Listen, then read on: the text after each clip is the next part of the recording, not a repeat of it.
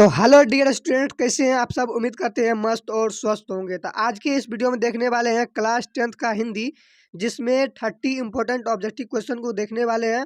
वो जो प्रश्न आपका 17 फरवरी का जो एग्जाम है हिंदी का, उनमें आने वाला प्रश्न है। ठीक है, तो वीडियो को मिस मत कीजिएगा और वीडियो को लास्ट तक देखिएगा।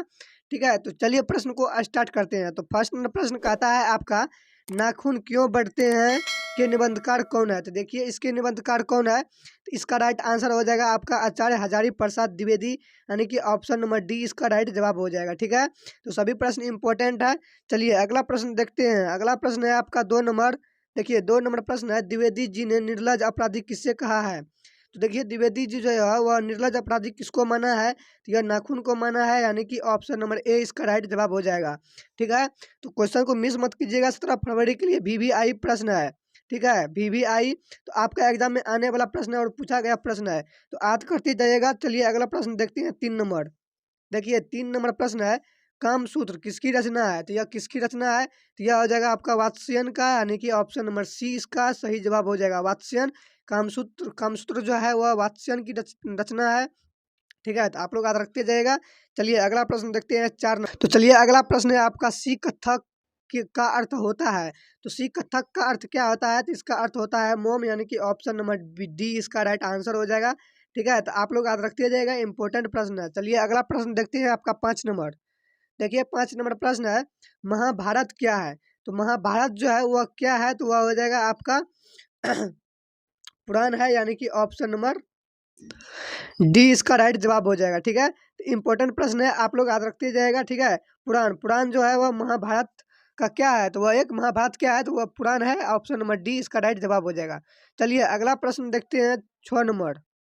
देखिए 6 नंबर प्रश्न है आपका, किस देश के लोग बड़े बड़े नाखून पसंद करते हैं। तो किस देश के लोग हैं जो बड़े बड़े नाखून को पसंद करते हैं। तो वह हो जाएगा आपका ऑप्शन नंबर क्या हो जाएगा। तो गौड़ देश के लोग, यानी कि ऑप्शन नंबर ए इसका राइट आंसर हो जाएगा। गौड़, यानी कि गौड़ देश के लोग जो होता है वह बड़े बड़े नाखून को पसंद करता है। इसका right answer option number A इसका सही हो जाएगा। ठीक है, तो आप लोग याद रखते जाएगा और वीडियो को लाइक नहीं किए हैं तो अभी तक वीडियो को लाइक कर दीजिएगा और चैनल को भी सब्सक्राइब कर लीजिएगा। देखिए अगर आपका एक लाइक हमारे कॉन्फिडेंस को बढ़ाता है तो लाइक करना मत भूलिएगा। चलिए अगला प्रश्न देखते हैं। देखिए आपका अगला प्रश्न है, लिपजिंग विश्वविद्यालय में मैक्स मुलर ने किस भाषा का अध्ययन किया था। तो लिपजिंग विश्वविद्यालय में मैक्स मुलर ने किस भाषा का अध्ययन किया था। तो यह किया था आपका संस्कृत का, यानी कि ऑप्शन नंबर सी इसका राइट आंसर हो जाएगा। मैक्स मुलर जो था वह संस्कृत का अध्ययन किया था। किस कॉलेज में, किस विश्वविद्यालय में। लिपजिंग विश्वविद्यालय में मैक्स मुलर ने संस्कृत का अध्ययन किया था। तो इसका right answer option number C हो जाएगा। ठीक है, आप लोग याद रखते जाएगा। चलिए अगला प्रश्न देखते हैं 7 नंबर। देखिए 7 नंबर प्रश्न है आपका, मैक्स मुलर की मृत्यु कब हुई। तो मैक्स मुलर का मृत्यु कब हुआ था। इसका मृत्यु हुआ था 28 अक्टूबर 1900 ईस्वी को, यानी कि ऑप्शन नंबर डी इसका सही जवाब हो जाएगा। 28 अक्टूबर 1900 ईस्वी को मैक्स मुलर का मृत्यु हो गया था। तो आप लोग याद रखते जाइएगा, इंपॉर्टेंट प्रश्न है, आपके एग्जाम में पूछने वाला प्रश्न है और 17 फरवरी के लिए VVI प्रश्न है। चलिए अगला प्रश्न देखते हैं आपका 8 नंबर। आपका 8 नंबर प्रश्न है, पारसियों के धर्म का क्या नाम है। तो पारसियों के जो धर्म है इसके क्या नाम है। तो इसके धर्म का नाम है जरथुस, यानी कि ऑप्शन नंबर डी इसका राइट आंसर हो जाएगा। ठीक है, तो आप लोग याद रखते जाइएगा, इंपॉर्टेंट प्रश्न है। ठीक है, चलिए अगला प्रश्न देखते हैं 9 नंबर। देखिए 9 नंबर प्रश्न है, जनरल कनिंघम का संबंध किससे था। तो जनरल कनिंघम का संबंध किससे था। इसका संबंध था आपका पुरातत्व से, यानी कि पुरातत्व, यानी कि ऑप्शन नंबर सी इसका राइट आंसर हो जाएगा। पुरातत्व, पुरातत्व से संबंध था जनरल कनिंघम का। ठीक है, तो याद रखते जाएगा। अगला प्रश्न देखते हैं हम आप। देखिए 10 नंबर प्रश्न है, 72 दारिश नामक सोने से सिक्का का घड़ा कहाँ मिला था। तो 172 दारिश नामक सोने के सिक्का जो घड़ा था वह कहाँ मिला था। तो वह मिला था आपका वाराणसी में, यानी कि ऑप्शन नंबर सी इसका राइट जवाब हो जाएगा। ठीक है, तो आपके एग्जाम में आने वाला प्रश्न है, तो याद रखते जाइएगा। चलिए अगला प्रश्न देखते हैं। तो अगला प्रश्न है आपका 11 नंबर। प्रश्न है, महारानी विक्टोरिया ने नाइट की उपाधि प्रदान की है। तो महारानी विक्टोरिया जो था वह नाइट की उपाधि किसे प्रदान की है। तो यह हो जाएगा आपका मैक्स मुलर को, यानी कि ऑप्शन नंबर ए इसका सही जवाब हो जाएगा। ठीक है, तो आप लोग याद रखते जाएगा, इंपॉर्टेंट प्रश्न है। चलिए अगला प्रश्न देखते हैं। देखिए 12 नंबर प्रश्न है, नालंदा विश्वविद्यालय कहाँ पर स्थित है। तो नालंदा विश्वविद्यालय जो है वह कहाँ पर स्थित है? तो यह हो जाएगा अपना बिहार में, यानी कि ऑप्शन नंबर ए इसका राइट आंसर हो जाएगा, बिहार। नालंदा विश्वविद्यालय कहाँ पर है? तो वह बिहार में है, ठीक है। तो आप लोग याद रखते जाएगा। चलिए अगला प्रश्न देखते, तो चलिए देखते हैं 13 नंबर प्रश्न को। तो देखिए 13 नंबर प्रश्न है आपका कि मदन अक्सर किसके हाथ से पीटता था? तो मदन जो था वो अक्सर किसके हाथों से पीटा जाता था? तो वह पीटा जाता था पिता के हाथ से, यानी कि ऑप्शन नंबर डी इसका राइट आंसर हो जाएगा, ठीक है।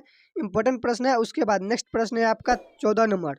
देखिए 14 नंबर प्रश्न है, नलिन विलोचन शर्मा के पिता का नाम क्या था? तो नलिन विलोचन शर्मा के पिता का क्या नाम था? तो इसके पिता का नाम था पंडित रामा अवतार, यानी कि ऑप्शन नंबर ए इसका सही जवाब हो जाएगा, ठीक है। आप लोग याद रखते जाइएगा, इंपॉर्टेंट प्रश्न है। चलिए अगला प्रश्न है आपका 15 नंबर। 15 नंबर प्रश्न है, सेन साहब ने किससे खूब फटकार लगाई थी?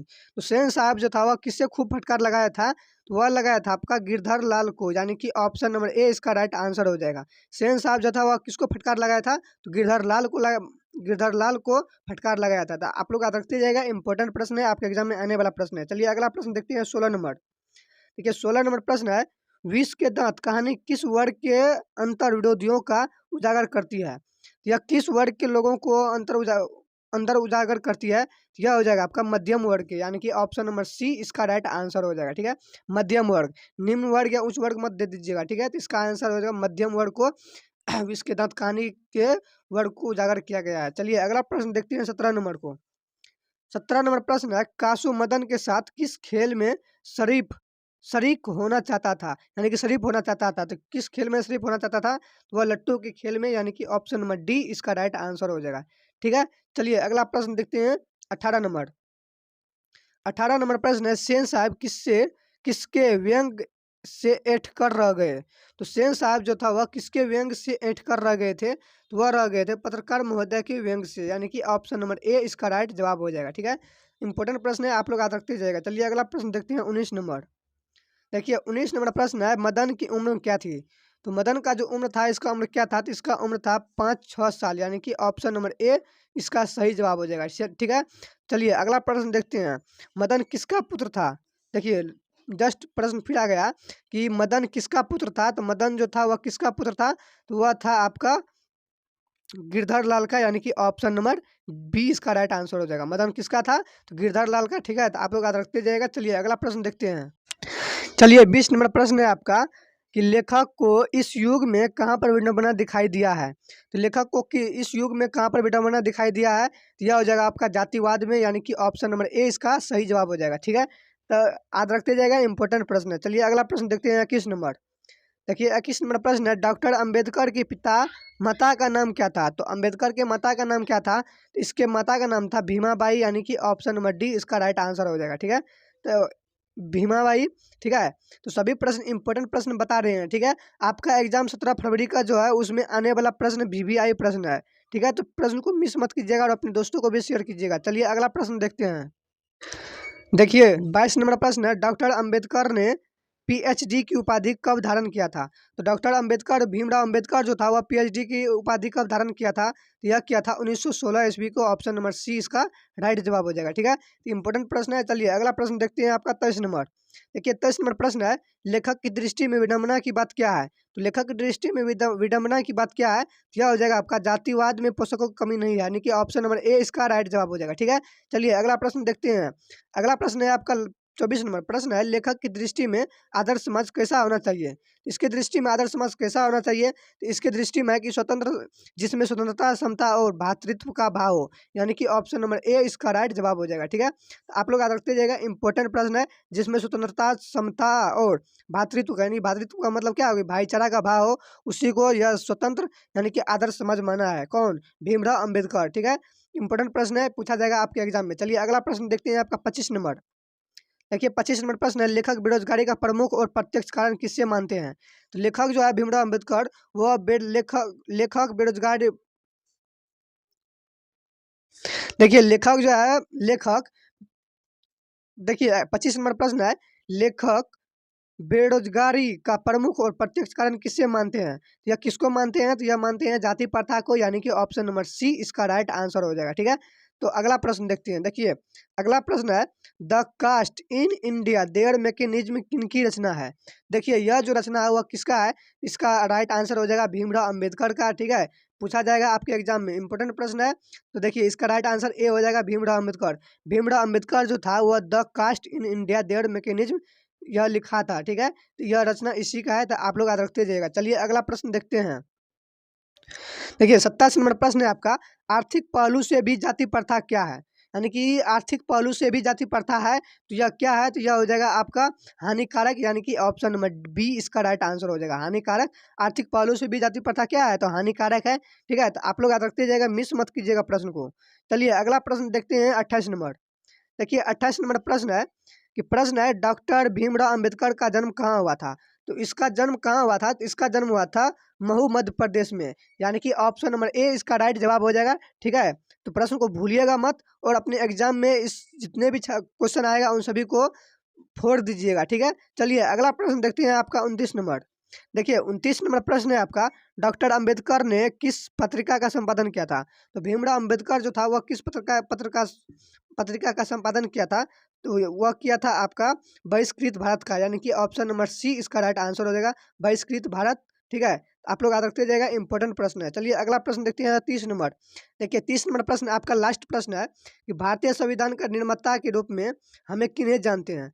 तो भारतीय संविधान का निर्माता के रूप में हमें किन्हें जानते हैं, इसको जानते हैं यानी कि भीमराव अंबेडकर को, यानी कि ऑप्शन नंबर 20 का राइट आंसर बी राइट हो जाएगा। ठीक है, देखिए इस वीडियो में हम 30 इंपॉर्टेंट ऑब्जेक्टिव क्वेश्चन कवर कर चुके हैं। ठीक है, और आप लोग को अभी तक याद नहीं हुआ तो एक बार वीडियो को फिर से देख लीजिएगा। ठीक है, क्योंकि आप लोग का टाइम बहुत नज़दीक आ गया है, तो इतना में इतना ऑब्जेक्टिव डाटा मार लीजिए कि एक भी ऑब्जेक्टिव ना छूटे, एक भी प्रश्न ना छूटे। ठीक है, तो आप लोग पूरा दम लगा कर मेहनत कीजिए। ठीक है, आपको 4 से 5 या 5 से 6 दिन टाइम बाकी बचा है, इतना में दिन रात मेहनत कीजिए। तो चलिए मिलते हैं अगले वीडियो में, तब तक के लिए जय हिंद जय भारत।